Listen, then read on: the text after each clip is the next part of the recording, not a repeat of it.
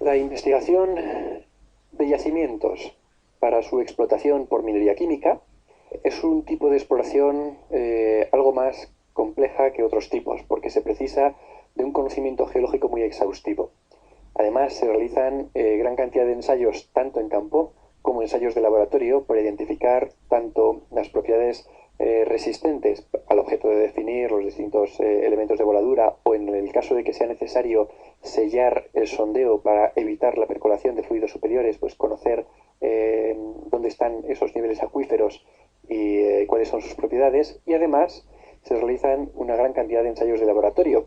A fin de cuentas, el ensayo de laboratorio nos va a permitir conocer cuantitativamente las propiedades de las rocas en las que estamos interesados, y a través del conocimiento de esas propiedades podremos saber cuál es el comportamiento que va a presentar el flujo de un fluido a través de la formación permeable. La formación permeable que no necesariamente va a ser la formación per se la que se va a explotar. Y es imprescindible, por tanto, conocer cuál es el comportamiento hidrogeológico de la zona, muy especialmente en zonas de alta permeabilidad, porque en el caso de que existan flujos subterráneos, estos flujos subterráneos pueden ser favorables a la dirección de flujo que nosotros estamos diseñando, o pueden ser desfavorables. Si son desfavorables, la fluencia de nuestro flujo va a encontrar mucha mayor resistencia, mientras que si son favorables, el flujo probablemente se vea o los elementos viajen con algo mayor velocidad hasta nuestro pozo de captación, y además sobrepasen esta zona y podamos perder parte del agente lixiviante de una forma en la que no lo estemos aprovechando. Esto es uno de los principales inconvenientes desde el punto de vista medioambiental, puesto que si existen estos gradientes hidráulicos, es esperable que se produzca la contaminación de otras zonas como consecuencia de la inyección de nuestro agente lixiviante. Las características hidrogeológicas del medio rocoso que debemos conocer son la porosidad. En el caso de para que sean consideradas como aptas, la porosidad debe ser superior al 20% o 20 o 25%. Debemos conocer la potencia de nuestra unidad permeable, la transmisividad de esa unidad, el coeficiente de almacenamiento, es decir, de todos esos poros, cuáles constituyen un almacén de la sustancia en la que estamos interesados en lixiviar. Tenemos que conocer muy fielmente cuál es el nivel freático, o en el caso de que no tengamos un nivel freático, tenemos que conocer cuál es la superficie piezométrica, porque puede ocurrir que estemos haciendo una perforación, no hayamos tocado todavía un nivel acuífero, pero que ese nivel acuífero se encuentre en una situación de sobrepresión, de tal manera que si lo perforáramos nos encontraríamos con una superficie piezométrica que alcanzaría un nivel que influye directamente a nuestra explotación. También tenemos que conocer, como he mencionado antes, el gradiente hidráulico, si existe gradiente hidráulico, y en el caso de que exista, hacia dónde se dirige. Las características del flujo de los fluidos que tenemos que tener presente son la velocidad de flujo, que va a estar relacionada de manera relativamente estrecha con el bombeo, pero también está relacionada con la permeabilidad de la roca que se atraviesa, la dirección del flujo, que normalmente se estima a través del uso de modelos numéricos de flujo subterráneo, cuál es el radio de influencia al que estamos sometiendo al fluido cuando estamos realizando la extracción o la inyección, es decir, los conos ascendentes o descendentes en los pozos, y cuál va a ser el recorrido esperable del flujo. La permeabilidad es imprescindible determinarla para determinar, asociado a ese valor de permeabilidad, la voladura que le corresponde. Si tenemos una formación muy permeable, a lo mejor no necesitamos una voladura intensa, mientras que si tenemos materiales muy poco permeables, es posible que necesitemos una voladura de otras características. La determinación de la permeabilidad se hace en campo, y lo que se hace es preparar el sondeo, se perfora con aire, se limpia el sondeo con agua, y para los sondeos, para los ensayos de bombeo, se utiliza una entubación ranurada hasta por el nivel al que queremos ensayar la permeabilidad. La permeabilidad la podemos ensayar a presión constante, a caudal constante o a través de bombeos. Vamos a pasar estas diapositivas un poquito más rápido. Los ensayos de permeabilidad en campo a presión constante, lo que se hace es que en un tramo determinado se aplique una presión constante de agua y determinar cuáles son las pérdidas de presión y de esta manera determinar cuál es la permeabilidad. La forma de obtener este tipo de ensayos es a través de obturadores que pueden ser dobles o que pueden ser simples, como vemos en la figura. Los métodos de ensayo a presión constante pueden tener distintos comportamientos. Por ejemplo, cuando mantenemos la presión, si mantenemos el caudal constante, estaríamos hablando de una situación como la que tenemos en la figura de la parte de la izquierda, la superior izquierda. Podemos tener que, a medida que tenemos un incremento de presión, podemos registrar un incremento de caudal proporcionado. Sin embargo, en el caso de que tengamos un régimen diferente de flujo, podríamos observar que a incrementos determinados de presión no tenemos un incremento igualmente proporcionado de caudal. Este es el caso típico de los regímenes turbulentos. Existen otros casos en los que se puede producir una colmatación del sondeo a través de la presión constante, de tal manera que cuando estamos sometiendo el sondeo a presión, recibimos más caudal. Cuando cesamos en la inyección de presión, el caudal disminuye. En ese caso tendríamos la gráfica de la imagen de la parte de la izquierda, la inferior izquierda. En ese caso hablamos de que la formación ya está completamente saturada y el caudal está condicionado por la presión de inyección. En el caso de la cuarta y última figura de la parte de la figura izquierda, el gráfico que está de esa figura en la parte inferior derecha, observamos que el caudal que registramos cuando la presión desciende es mayor que cuando la presión asciende. Esto se produce cuando, por ejemplo, estamos inyectando material de presión y llega un momento en el que se produce la apertura de una fractura, es decir, una comunicación o un canal de transmisibilidad mayor se abre por efecto de la presión que hemos inyectado en el pozo. Ese punto lo identificamos como el incremento repentino ascendente de la relación de caudal con el incremento de la presión, y cuando cede la presión, puesto que tenemos mayor vía de transmisibilidad de agua, debido a la apertura de esa fractura, pues tenemos caudales superiores ante ante una misma presión. Los métodos de ensayo en campo a presión variable pueden seguir dos métodos diferentes. El método de Lefranc, que se hace para el ensayo en zonas de alta permeabilidad, o el ensayo de Hill-Gabbard, que se hace para zonas de baja permeabilidad. No vamos a entrar mucho más en detalle, pero pueden consultar las ecuaciones tal y que se expresan siguiendo las ecuaciones que ven ahora mismo en pantalla.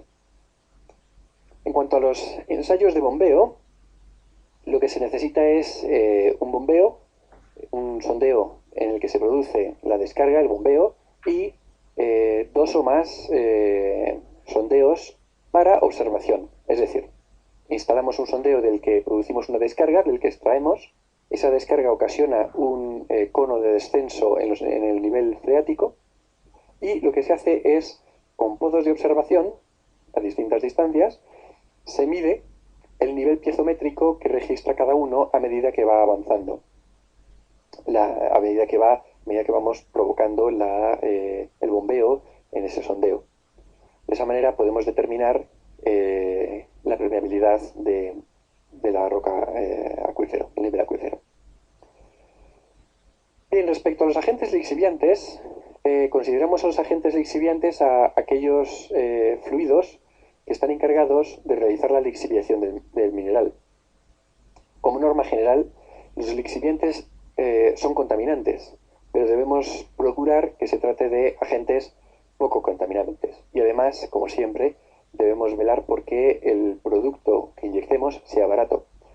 Debe ser barato porque se utilizan grandes cantidades de fluido, y por este motivo, si vamos a utilizar grandes cantidades de fluido, el precio unitario debe ser menor para garantizar una rentabilidad económica. Los agentes lixiviantes más utilizados son el agua para las evaporitas, ácido sulfúrico para cobre y uranio, sulfato férrico para cobre y uranio, sistemas de carbonato-bicarbonato para cobre y uranio también, mientras que utilizamos como agente lixiviante el cianuro en el caso de las explotaciones de oro y de plata. Como agentes oxidantes, lo más habitual es utilizar oxígeno del aire. También el oxígeno del aire, el material de la atmósfera, saben que el oxígeno está importantemente diluido en nitrógeno, pero también se puede utilizar oxígeno puro o oxígeno de alta concentración. Otro agente oxidante que también es frecuente utilizar como agente a utilizar es el agua oxigenada. Las características específicas que deben tener nuestros agentes lixiviantes van a ser dependientes de la operación, pero con carácter general debemos decir que los agentes lixiviantes deben ocasionar una lixiviación rápida y con altas concentraciones, es decir, que rápidamente produzcan que nuestro agente lixiviante se concentre rápidamente con altas concentraciones del agente que estamos lixiviando. Además, debe estar formado por un compuesto soluble y debe de ser estable. No debe de formar precipitados, porque si forma precipitados pierde su capacidad como lixiviante. No debería de disolver otros elementos que no sean aquellos en los que estamos interesados. Lógicamente, nos interesa que nuestro agente lixiviante se enriquezca solo en aquello en lo que estamos interesados, o principalmente en lo que estamos interesados. Tenemos que tener presente que la oxigenación es peligrosa porque, además de producir altas pérdidas, también puede reaccionar de formas explosivas.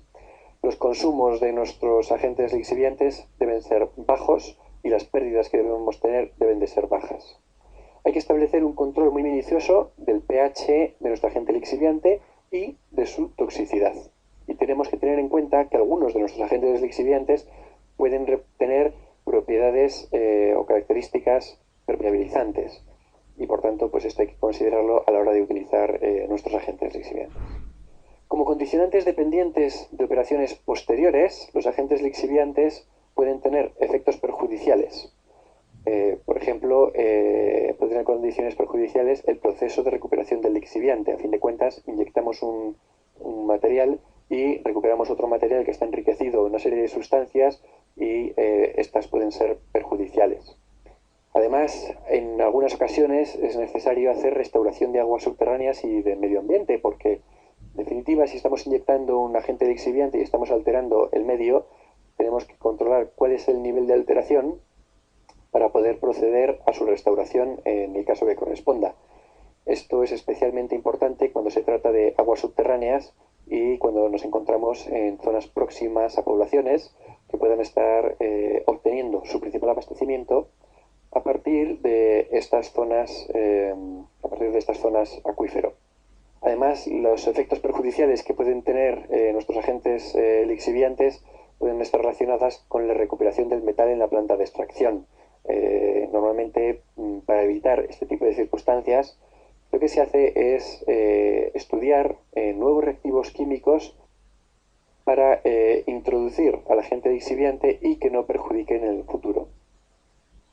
En esta imagen vemos algunos de los agentes lixiviantes que se utilizan normalmente y los efectos que tienen en relación al medio ambiente. En muchas ocasiones los agentes lixiviantes, para poder utilizarlos, pues se requiere de la instalación de plantas o de balsas.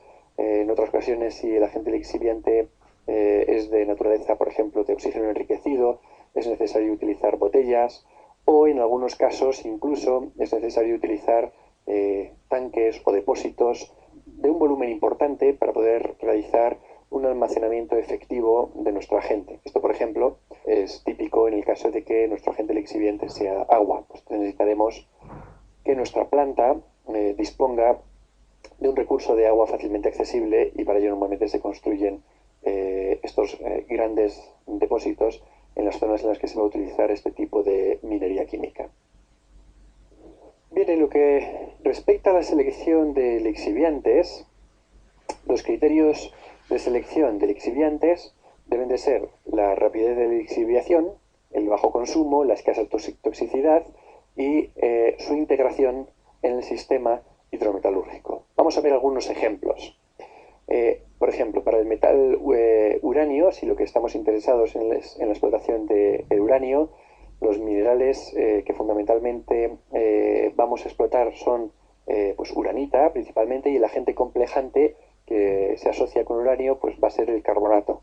El agente oxidante, el oxígeno, y los lixiviantes van a estar en una relación de pH básico desde cerca en el orden de 10 aproximadamente, con una concentración de agente lixiviante de 10 a 30 gramos por litro aproximadamente. Para el caso del oro, lo que tenemos son pHs ácidos y a veces incluso muy ácidos, es decir, con valores generalmente inferiores a 7 hasta alcanzar valores de 4, aunque raras veces se puede conseguir pHs, para el caso de oro, superiores a 7, como podría ser hasta un máximo en el orden de 8.5. Para el caso de la plata, normalmente la plata explotable por métodos químicos va a ser el sulfato de plata, no va a ser la plata nativa, a diferencia, por ejemplo, del oro. Y en este caso no se utiliza oxidante, y el pH al que se va a explotar la plata es un pH básico en el orden de 9 aproximadamente. Para el caso de cobre, los minerales de cobre que se explotan son normalmente óxidos, aunque en algunos casos también pueden ser cloruros o silicatos, que no necesitan oxidante, y el pH de la gente va a ser aproximadamente de 9.2, 9.5. En el caso del cobre nativo, el oxidante que vamos a utilizar es oxígeno, y va a producir unos pHs en el orden de 9.2 a 9.5. Cuando encontramos el cobre asociado a sulfuros, también vamos a utilizar como oxidante el oxígeno, y los pHs en este caso ya van a ser mucho más altos, van a ser pHs muy marcadamente básicos, en el orden de 10 a 11 puntos. Para el caso del molibdeno, el mineral que se explota es la molibdenita, y el agente oxidante también es el oxígeno. En este caso, el pH del agente lixiviante que vamos a obtener es en el orden de 10.5 hasta 11.5 aproximadamente. Mientras que en el caso del oro, la concentración del agente lixiviante puede ser baja o muy baja. En algunos otros casos, como por ejemplo para la explotación de cobre nativo, la concentración del agente lixiviante puede ser muy elevada, alcanzando valores de hasta 200 gramos por litro, lo que plantea en algunas ocasiones algunos problemas significativos. En la práctica operativa ya hemos visto que consiste en un sondeo de producción y en un sondeo de inyección del agente lixiviante. En la práctica operativa observamos que en la parte superior se debe de sellar el sondeo a través de una cementación que evite lo máximo posible la contaminación de nuestros niveles freáticos. Si la parte que está asociada a los niveles freáticos no se sella adecuadamente, entonces la contaminación que podemos observar podría ser incluso muy grave.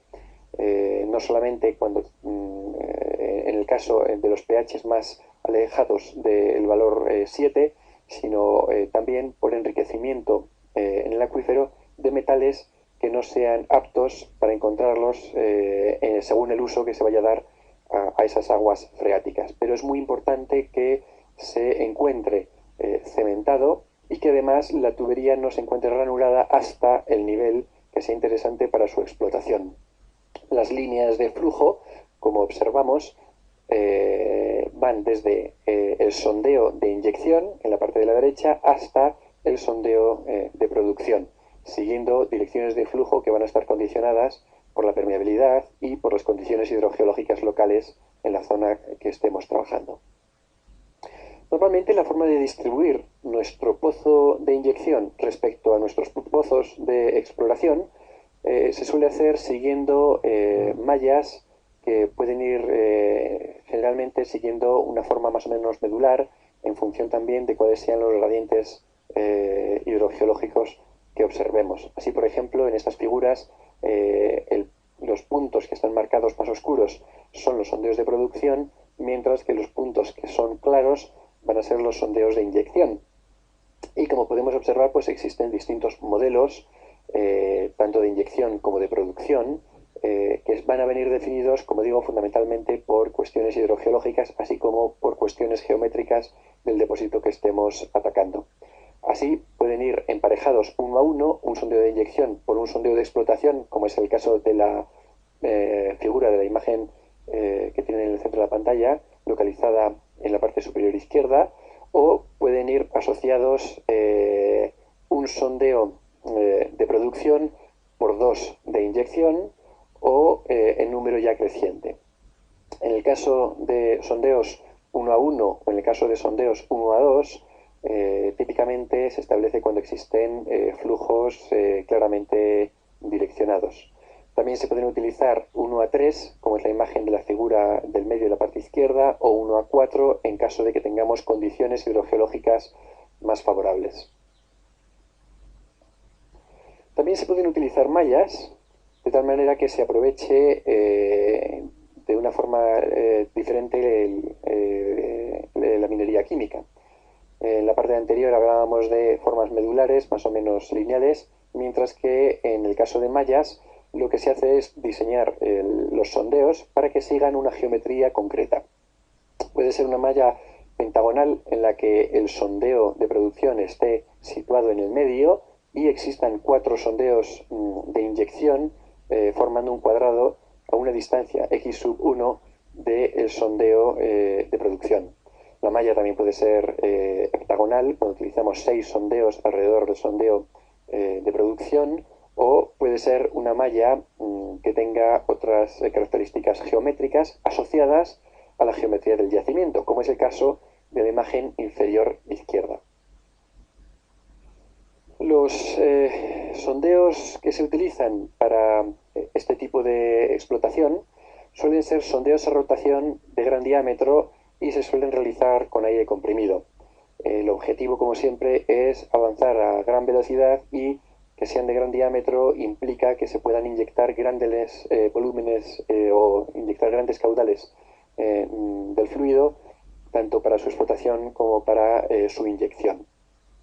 La testificación geofísica más representativa que se suele hacer para el caso de los sondeos empleados en minería química suele ser de la testificación para obtener información sobre la litología de las formaciones, sobre los espesores de la mineralización, para saber cuáles son los minerales insolubles que están intercalados entre los minerales solubles que son de nuestro interés, resistividad, densidad, porosidad, y también se hace la calibración de los diámetros para observar zonas que se hayan distorsionado por efecto de la perforación, que ya hemos visto en otras ocasiones.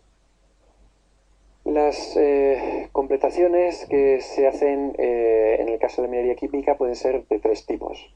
Pueden ser completaciones a hueco abierto, pueden ser completaciones con tubería ranurada o cementada, o pueden ser con hueco revestido y cañoneado. Es decir, podemos utilizar el sondeo realizado a hueco abierto, o podemos entubar el sondeo estableciendo zonas ranuradas de interés que pueden venir acompañadas a su vez por zonas cementadas, o directamente se cementan algunas zonas que es para evitar su contaminación y se explotan las zonas sin cementar.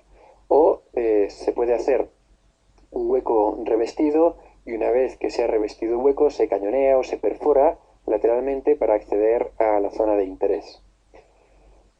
La completación a hueco abierto, el revestidor de la protección se asienta por encima de la zona productora, tal y como vemos en la imagen que tenemos en la parte de la derecha, mientras que en la completación con tubería ranurada o cementada, el revestidor de producción se asienta y se cementa por encima de la zona productora, y se instala una tubería ranurada al revestidor mediante un colgador. Este método permite efectuar empaques con arena.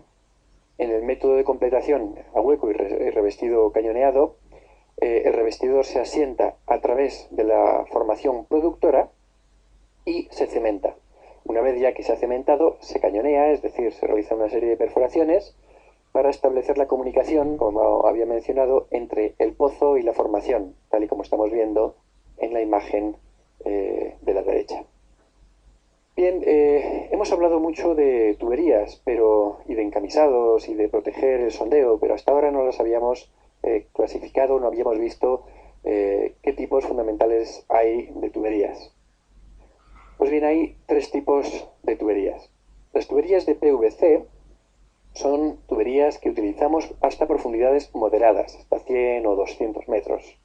Tuberías de PVC son típicamente utilizadas para sondeos de agua, por ejemplo. El acero también se puede utilizar para sondeos de captación de agua, pero en este caso ya se utiliza para profundidades superiores, es decir, para profundidades en el orden de los 800 metros aproximadamente. Otras formas de establecer una tubería es que una vez se ha realizado la perforación, se cementa hasta la roca mineralizada.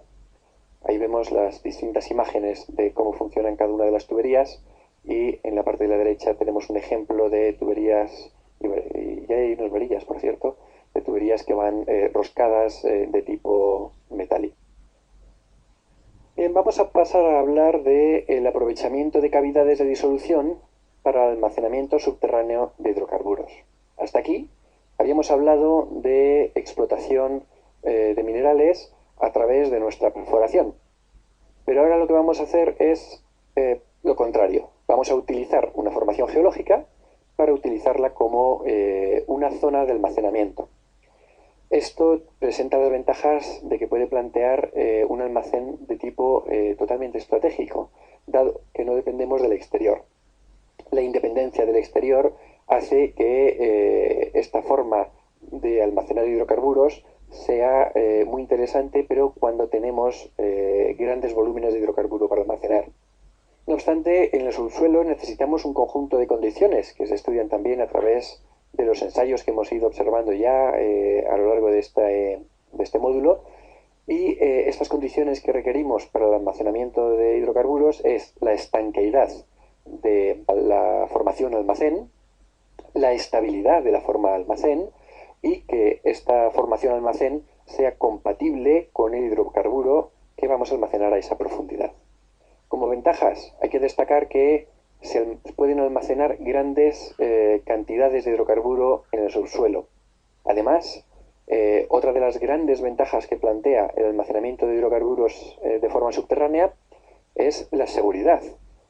Constituyen formas de almacenar este recurso muy seguras porque en el caso de que se produzca ataques de distinta naturaleza, como pueden ser, por ejemplo, los ataques terroristas que tan de moda están en estos días, desafortunadamente, pues tenemos unas condiciones sensiblemente más seguras cuando almacenamos el hidrocarburo a profundidad. Además, plantea menores costes en lo que se refiere a aspectos de seguridad, tanto de seguridad de los elementos de instalación como seguridad respecto a otras cuestiones como las que hemos mencionado antes. Por si fuera poco, almacenar los hidrocarburos en profundidad nos va a producir prácticamente un impacto visual nulo, tan solamente la planta de inyección que va a comunicar los hidrocarburos que vamos a ir almacenando en profundidad y la planta de recuperación de ese hidrocarburo que se almacena en profundidad para su uso posterior. Bien, como inconvenientes están los siguientes. De una parte tenemos condiciones geológicas muy determinadas, lo que exige un conocimiento muy exhaustivo de nuestra formación almacén. Además, se hace una importante inversión y, por tanto, debido a la inversión tan importante que se realiza para poder conocer a través de todos los mecanismos que ya hemos ido explicando a lo largo de este módulo en las condiciones de nuestra roca almacén, y debido a que vamos a almacenar grandes cantidades de hidrocarburo, tenemos que pensar que estos almacenes deben de ser de rentabilidades a un plazo de tiempo alto. Y esto plantea algunos inconvenientes a la hora de su diseño.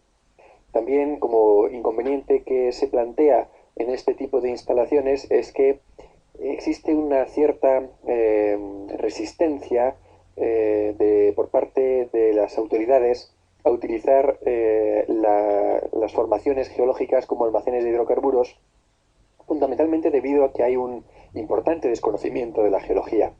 En este sentido, cursos como este, entre otros, permiten difundir tanto las técnicas como las estrategias que puedan ser más útiles y de esta manera poder enriquecer a las regiones con técnicas novedosas para el almacenamiento subterráneo de hidrocarburos, por ejemplo.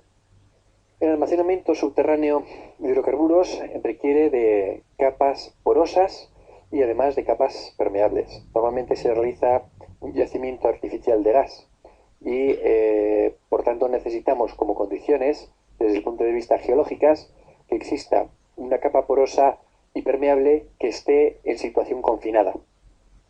Habitualmente una situación porosa, permeable y confinada suele ser una posición trampa, es decir, una trampa, por ejemplo, anticlinal sería una región óptima, en teoría, vaya, siempre y cuando tengamos ese anticlinal confinado por parte de superficies impermeables alrededor de ese anticlinal, que sería susceptible de ser utilizada como zona de almacenamiento.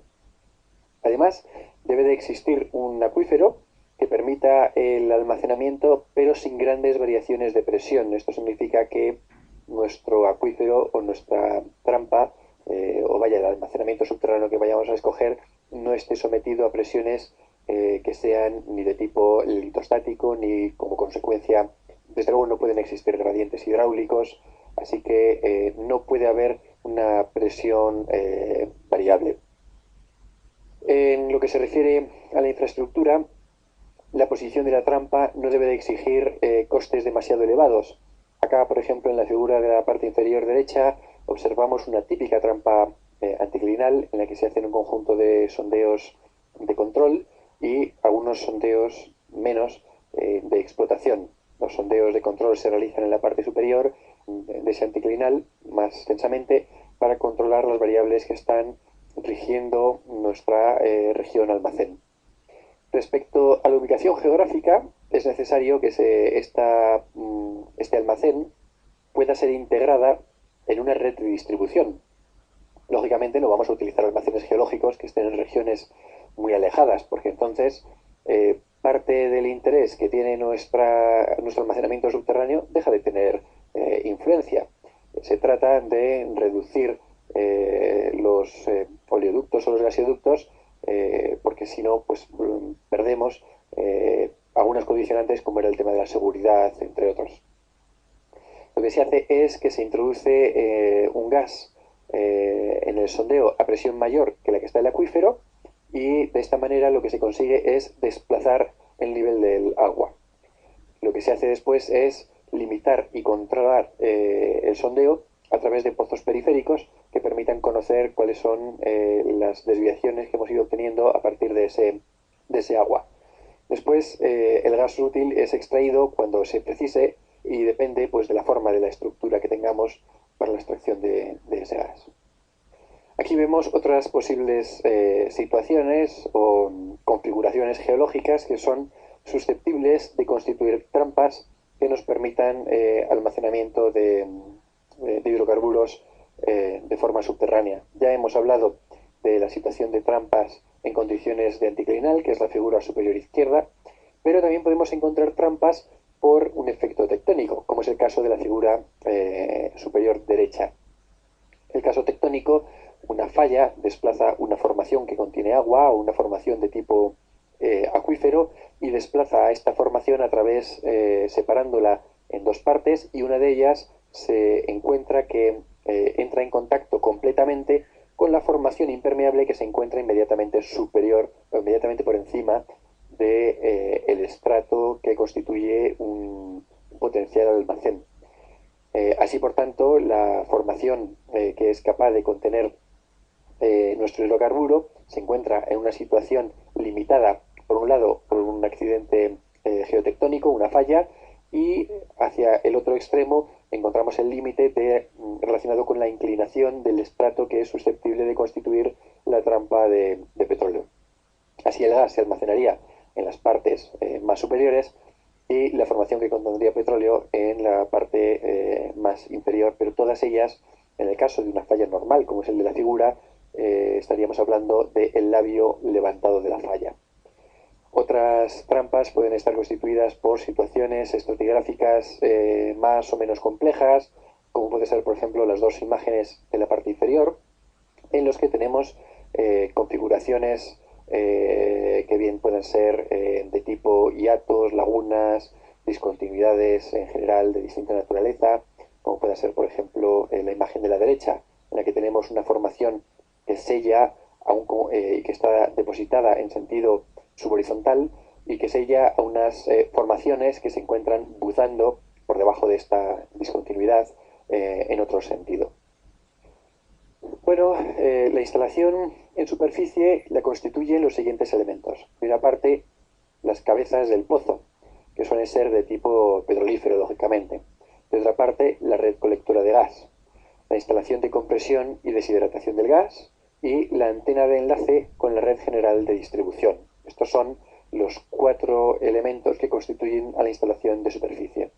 Respecto a la función de los almacenamientos, cumplen una función estratégica porque puede regular los aprovisionamientos, una función estacional, lo que hace que se compensen las oscilaciones periódicas en cuanto a la producción de petróleo, es decir, si en un momento dado se producen producciones muy bajas en el mercado, pues se pueden aprovechar estos almacenes.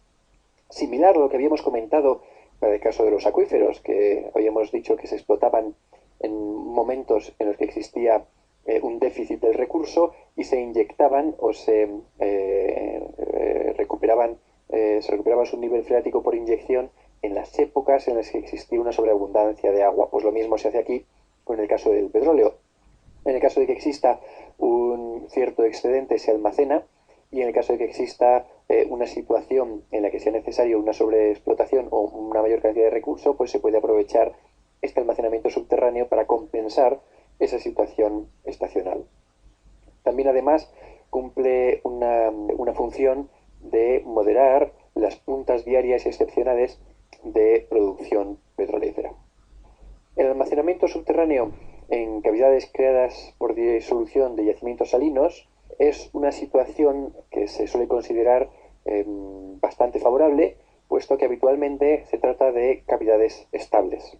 Fíjense que hace un rato estábamos hablando de explotación como por agentes lixiviantes de materiales salinos.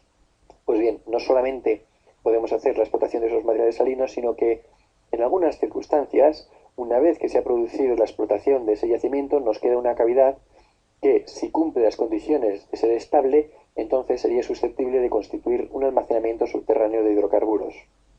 Desde el punto de vista geológico, la masa salina debe de ser de un espesor, de una pureza y de una extensión suficientes como para constituir un posible almacenamiento de hidrocarburos.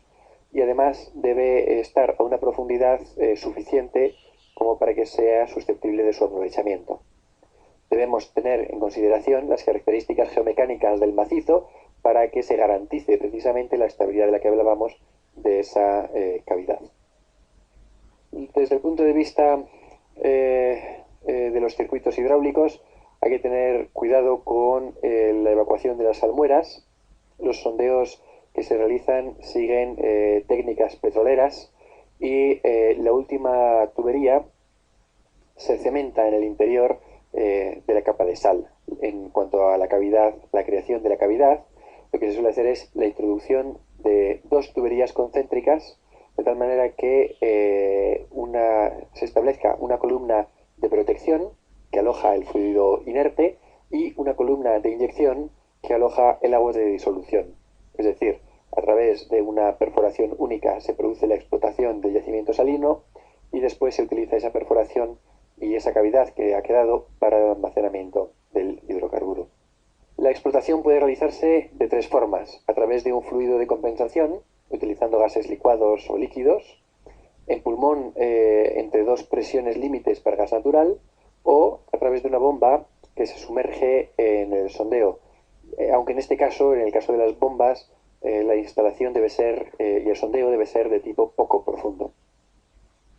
Bien, como les había prometido, vamos a ver un vídeo y para mostrarles el aspecto de un sondeo que ha sido entubado parcialmente. No lo vamos a ver completo porque es un vídeo muy largo, pero sí que les voy a mostrar algunos apartados. Esta es una cámara de televisión de tipo CCTV preparada para sondeos y acá ven cómo se ha introducido en el sondeo. Es un sondeo entubado en el que ven en la primera parte que se trata de una tubería de PVC. Ahora mismo, a esos 20 segundos, observamos unas marcas en el sondeo, que es justamente el final de la parte de la tubería que se encuentra sobresaliente en la superficie, y una vez que sobrepasemos esa marca, ya estamos entrando dentro de la parte completamente entubada de este sondeo. Esta parte ahora dura bastante, así que la vamos a pasar un poquito más hacia adelante. Pueden ir viendo cómo se notan distintos en tubería, las distintas juntas, a medida que va profundizando la cámara por el sondeo, que la va descendiendo, que va unida a través de un cable. Se pueden ver también las distintas sales que van precipitando en las paredes del sondeo, así como en algunos casos algunos pequeños agrietamientos. Y más adelante, acá empezamos a ver en el minuto 1:20, empezamos a ver una zona que desprende una luminosidad especial. Ese es el final del tramo entubado. Una vez que entramos en el tramo entubado, podemos observar con la cámara de televisión el aspecto que tiene nuestra perforación. Si se fijan, las formaciones que estamos atravesando son formaciones de tipo arcilloso, son cohesivas, y en estos tramos lo que hay que tener es un poco de cuidado a la hora de descender la cámara para que no se choque con las paredes y esto no produzca una visualización peor de los objetos que vamos a ir atravesando. En esta parte podemos observar ya cómo va variando algunos de los aspectos que hemos mencionado y que hacíamos registro, como puede ser, por ejemplo, las variaciones en los diámetros del sondeo. Vemos que las paredes no son perfectamente limpias y homogéneas, sino que tienen pequeñas zonas que sobresalen un poquito, algunas zonas que han perdido un poco que han ganado un poco de diámetro, que son esas pequeñas oquedades. También se ven en algunos casos alguna pequeña raíz, por cierto. Y si le damos un poco más hacia adelante, pasamos la parte del sondeo que está sin entubar, que es la perforación natural.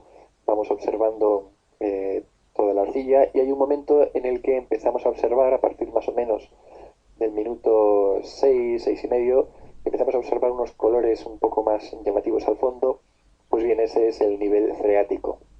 Las cámaras de televisión expresamente pensadas para los sondeos son cámaras que son sumergibles y por tanto podemos continuar la observación del sondeo por debajo del nivel freático.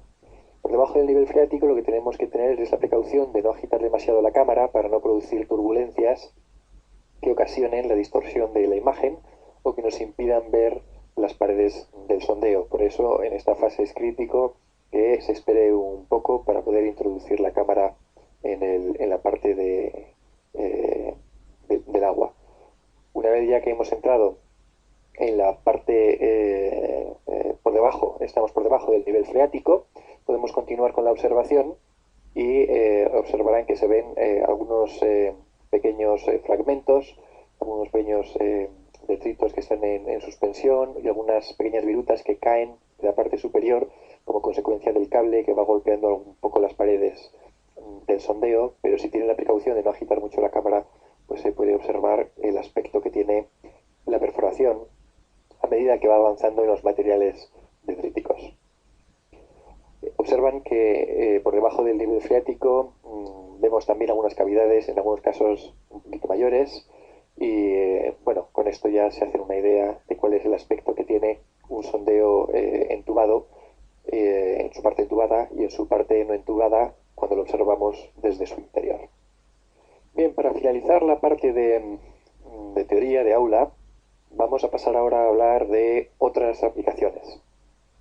En cuanto a otras aplicaciones, vamos a ver los sondeos geotécnicos, vamos a pasar un poco rápido por los sondeos hidrogeológicos de los que ya hemos hecho muchos comentarios y también vamos a mencionar sondeos en geotermia. En cuanto a los sondeos geotécnicos, a estos vamos a dedicar un poquito de atención, puesto que son de los sondeos de investigación el tipo de sondeos más ampliamente extendidos, sobre todo porque son de obligado de obligada realización en muchas de las obras de edificación, en obras civiles, y puesto que nos permite realizar ensayos de distinta naturaleza, especialmente en suelos. Bien, en los sondeos para geotecnia hay que distinguir claramente lo que son sondeos para edificación, que suelen ser sondeos aislados, singulares, y que habitualmente son sondeos que se hacen por inca a percusión de un útil, sobre todo para la obtención de parámetros de carácter geotécnico, especialmente resistencia a través del ensayo SPT que veremos más adelante, el ensayo de penetración estándar, y que tienen una profundidad que va a ser aproximadamente la misma a la que se vaya a realizar la cimentación de esa edificación. Normalmente, como regla del pulgar, la edificación, la profundidad a la que se va a producir o se va a realizar la cimentación es variable, pero vaya, suele ser poco profunda o muy poco profunda en función de si el sustrato está más alto o más bajo. Pero rara es la vez que una cimentación supera una cimentación de carácter de edificación para una vivienda o un edificio más o menos normal. Rara es la vez que supera la profundidad de unos 15 metros o así. Algunos edificios singulares, no obstante, pueden tener zapatas o cimentaciones más profundas, pero cuando superamos ya los 15 metros normalmente se utilizan pilotes u otras estrategias para aprovechar otras propiedades que no son exactamente la de cimentación. En todo caso, la geotecnia que se realiza para edificación con este propósito se suele hacer los ensayos o los sondeos hasta una profundidad de aproximadamente unos 2,5 metros por debajo de la profundidad de cimentación esperada. Para obra civil, sin embargo, ya los sondeos no son de carácter puntual y aislado, sino que son sondeos que se hacen normalmente más bien de forma sistemática. Es decir, el problema que nosotros tenemos que abordar, por ejemplo, de una obra lineal, como podría ser una carretera o un ferrocarril, esto exige que haya una planificación de carácter sistemático de los sondeos, de tal manera que se van a ir realizando sondeos con un espaciamiento regular a lo largo de la trayectoria planificada de nuestra obra. El tipo de máquinas que se utilizan para este tipo de sondeos, que son sondeos de tipo de investigación, habitualmente son máquinas a rotación con recuperación continua de testigo y suelen ser máquinas pues, relativamente pequeñas, como por ejemplo la máquina que vemos en el medio de esas 4 figuras, que es una máquina fácilmente transportable en un pequeño remolque, o la imagen que vemos en la figura superior izquierda, que es, para el caso de una edificación, una máquina pequeña que va incorporada directamente a un vehículo ligero, o en algunos casos son un poquito mayores, y entonces van asociadas a vehículos un poco más grandes, como sería el caso de la imagen de la derecha, pero en todo caso estamos hablando de máquinas más bien pequeñas. El método de perforación, esa rotación con recuperación continua de testigo clásicamente, especialmente para los de obra civil, a excepción, como digo, de algunos sondeos para edificación que clásicamente se hacen por inca de un instrumento con el objetivo de realizar ensayos.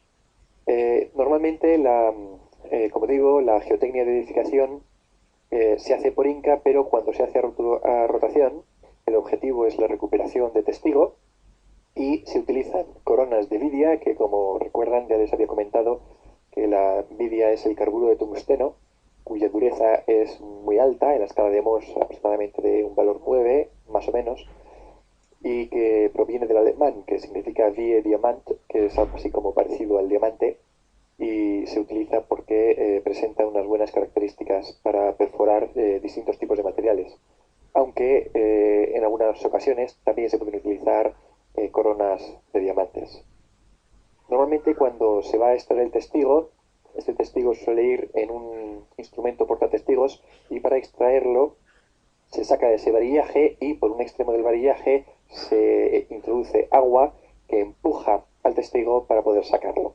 Como he mencionado, son sondeos de escasa profundidad y normalmente van asociados a otro tipo de actuaciones sobre el terreno, como puede ser, por ejemplo, calicatas, ensayos de penetración, molinete y otros ensayos que vamos a ver a continuación.